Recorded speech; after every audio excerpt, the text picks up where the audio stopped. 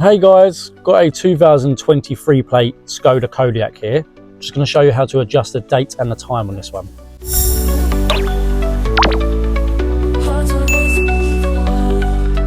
So on this one, we're going to go to the screen in the center of the dash. From here, we're going to go to car, then settings, then scroll down.